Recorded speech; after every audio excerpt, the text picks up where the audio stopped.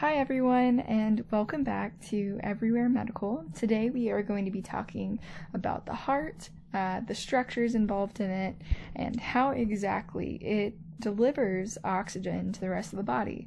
So, just beginning today, we are going to talk about how that oxygen goes through the heart, the different names of structures of the heart. And later in later videos, we're going to talk about heart failure, what exactly it is, the difference between the right and left side, and also how to treat it. So starting out today, we are just going to imagine the blood in the body. Now, the blood in the body carries oxygen to deliver to your tissues, and once that oxygen is used up, it's going to have to go back to the heart so it can be reoxygenated by the lungs and then delivered to the rest of the body once again. And this is constantly happening. So the used up blood in your body is going to return to the heart. This right here is the inferior vena cava, and it's also going to return through the superior vena cava. So the inferior vena cava is delivering blood that's coming from the body back to the heart, and the superior vena cava is delivering blood that's coming from the head and neck back to the heart. And this is all going to be returned to the right atrium. Now, through the right atrium, it's going to pass through a valve called the tricuspid to the right ventricle. Now, after it's in the right ventricle, that's where it's going to need to be transported to the lungs so it can be oxygenated. All of this blue ink just means that it's unoxygenated blood. Now, from the right ventricle, all the blood is going to go through the pulmonary valve. So I'm just going to put pulm to the pulmonary arteries.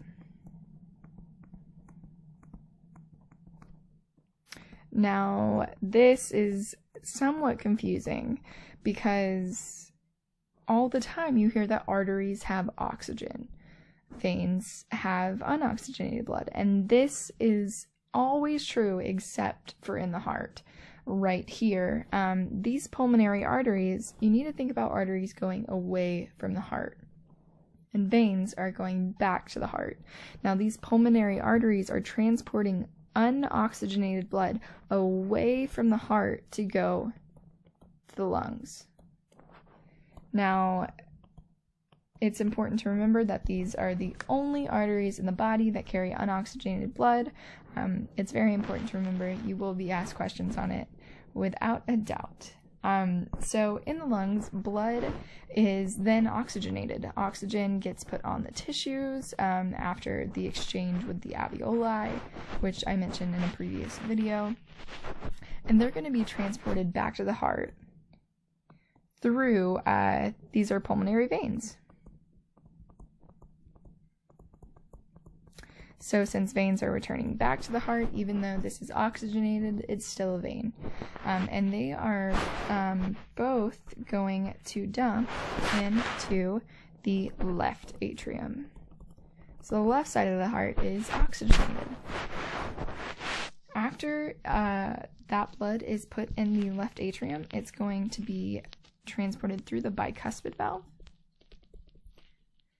to the left ventricle.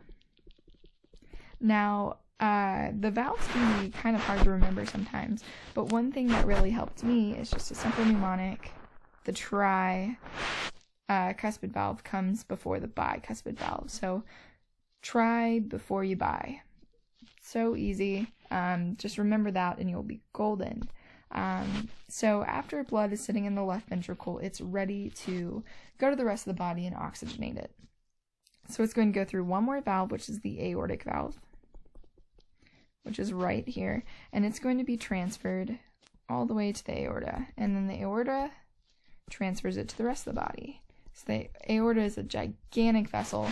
It's a gigantic artery, again, artery away from the heart, and it's going to transport blood to the rest of the body so that you can have oxygenated tissue. So this can get really complicated if you try to learn it all at once. So just try to learn the structures and the blood flow, and just think about how things are named according to the anatomical name. So the pulmonary valve is going to the lungs. Pulm means lungs. The aortic valve is going to the aorta. And of course, those two make a lot of sense. So just kind of study this, take it all in, don't try to learn it all at once, and you will get it in no time.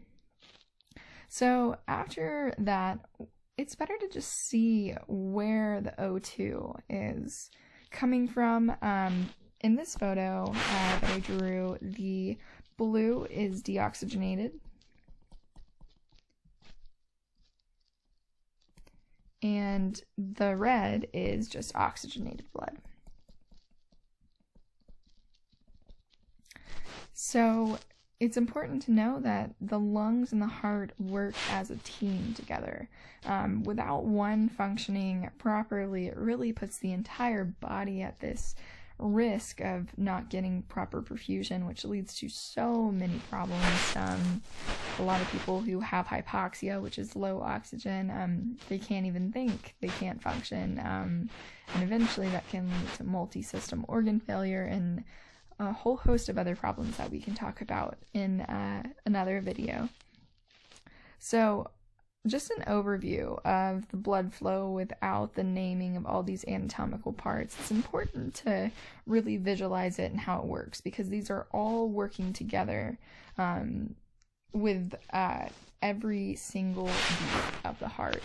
So when we start talking about different illnesses soon, it's really important to know how these all work together so that in the future we can apply it to comorbidities and all the different problems that we're going to face when treating patients.